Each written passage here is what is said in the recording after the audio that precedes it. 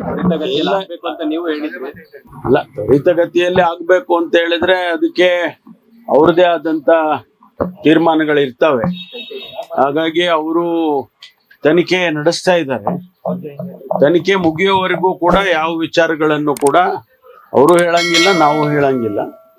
ಅದರಿಂದ ತನಿಖೆ ತ್ವರಿತವಾಗಿ ಆಗ್ಲಿ ಅಂತ ಹೇಳಿ ಅಷ್ಟೇನೆ ಹೇಳ್ಬೋದು ನಾವು. ಸರಿ, ಯಾವಾಗ ಎಲ್ಲಾ ಪ್ರಕರಣಗಳನ್ನು ಸೇರಿಸಿ ತನಿಖೆ ಮಾಡ್ಬೇಕು ಅಂತ ಏನಾರ ಇಲ್ಲ, ಅವ್ರಿಗೆ ಏನ್ ಟರ್ಮ್ಸ್ ಆಫ್ ರೆಫರೆನ್ಸ್ ಕೊಟ್ಟಿದ್ದೀವಿ ಅದನ್ನ ಮಾಡ್ತಾರೆ ಅವರು. ಅದರಲ್ಲಿ ಏನಾದ್ರೂ ಬೇರೆ ಬೇರೆ ಇನ್ಫಾರ್ಮೇಶನ್ಸು ಅವರಿಗೆ ಸಿಗೋಂಗೆ ಏನಾದ್ರು ಕಾಣದಿದ್ರೆ ಅದನ್ನ ಅವ್ರು ಮಾಡ್ಕೊಳ್ತಾರೆ. ಅದನ್ನ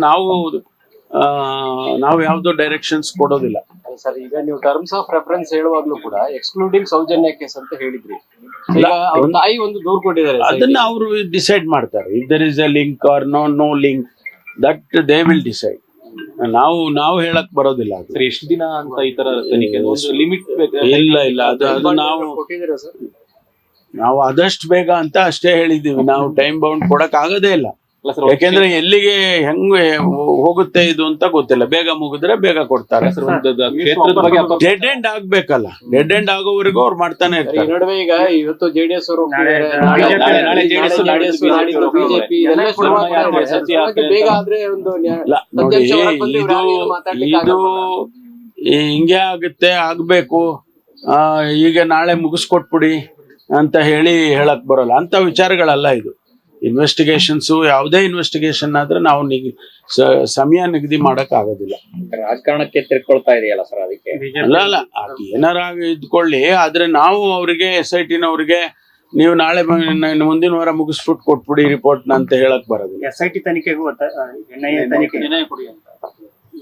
ನೋಡಿ, ಯಾವುದೇ ತನಿಖೆಗೆ ಕೇಳಬೇಕಾದ್ರೆ ಇಲ್ಲಿ ತನಿಖೆ ನಡೀತಾ ಇದೆ. ಅಂಡ್ ತನಿಖೆ ನಡೆಯೋದ್ರ ಬಗ್ಗೆ ಯಾರ್ದು ತಕರಾರಿಲ್ಲ. SIT ಸ್ವಾಗತ ಮಾಡಿದ್ದಾರೆ. ಧರ್ಮಸ್ಥಳದ ಧರ್ಮಾಧಿಕಾರಿಗಳಿಂದ ಹಿಡಿದು ಎಲ್ಲರೂ ಕೂಡ ಸ್ವಾಗತ ಮಾಡಿದ್ದಾರೆ. ತನಿಖೆ ನಡೀತಾ ಇದೆ. ಈ ಸಂದರ್ಭದಲ್ಲಿ ಬೇರೆ ಏಜೆನ್ಸಿಗೆ ಅಗತ್ಯ ಇಲ್ಲ ಅಂತ ನಾನು ಮೊದ್ಲೇ ಹೇಳಿದ್ದೇನೆ. ಸರ್, ಅವ್ನು ಚಿನ್ನ ಬೆಂಗಳೂರಿಗೆ ಕರೆತರ್ತಾ ಇದ್ದಾರೆ, ಗೊತ್ತಿಲ್ಲ ಅವ್ರೇನು. ಹೌದಾ, ಅವ್ರು ಮಾಡ್ಕೊಳ್ತಾರ, ನಮ್ಗೆ ಗೊತ್ತಿಲ್ಲ. ಅಲ್ಲ ಸರ್, ಈಗ ಆರೋಪಿ ಆಶ್ರಯ ಕೊಟ್ಟಿರೋರ್ನಾರು ಬಂಧಿಸಲಿಲ್ಲ ಈ ಪ್ರಕರಣದಲ್ಲಿ ಅಂತ ನೋಡ್ರಿ, ಇದೆಲ್ಲ ನಾನು ಹೇಳ್ದಂಗೆ, ನೀವು ಹೇಳ್ದಂಗೆ, ಅಥವಾ ಇನ್ಯಾರೋ ಹೇಳಿಕೆಗಳು ಕೊಟ್ಟಂಗೆ ನಡೆಯೋದಿಲ್ಲ. ಅವ್ರದೇ ಆದಂತ ತನಿಖೆ ಪ್ರೊಸೀಜರ್ಸ್ ಇದೆ, ಅದನ್ನ ಮಾಡ್ಕೊಳ್ತಾರೆ. ಈಗ ಸ್ಯಾಂಪಲ್ಸ್ ಗಳೆಲ್ಲ ತಗೊಂಬಂದು FSL ಕೊಟ್ಟಿದ್ದಾರೆ. ಅವರು ಮಾಡ್ಬೇಕಲ್ಲ, ಅನಾಲಿಸಿಸ್ ಮಾಡಿ ಅದರ ರಿಸಲ್ಟ್ಸ್ ಬರ್ಬೇಕು. ಅದ್ರ ಮೇಲೆ ಬೇರೆ ಏನಿರುತ್ತೋ ಗೊತ್ತಿರಲ್ಲ. ಇದೆಲ್ಲ ನಾವು ಸ್ಪೆಕ್ಯುಲೇಟ್ ಮಾಡಕ್ ಬರೋದಿಲ್ಲ ಇಂಥ ಕೇಸ್ಗಳಲ್ಲಿ.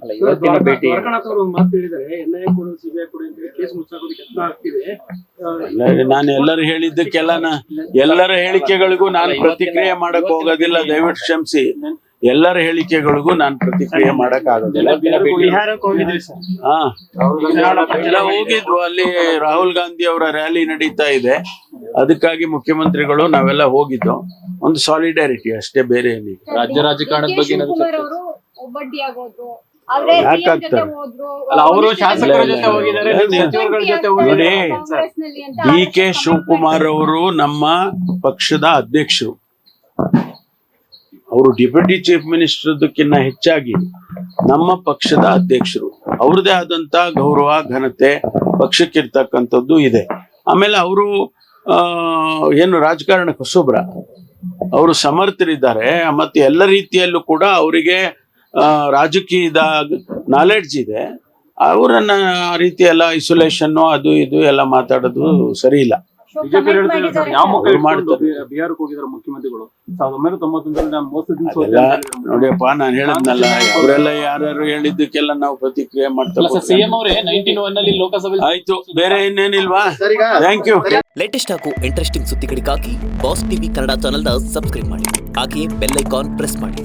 ಇದರ ಜೊತೆಗೆ Facebook, Instagram, X ನಲ್ಲೂ ಮಿಸ್ ಮಾಡದೆ ಫಾಲೋ ಮಾಡಿ.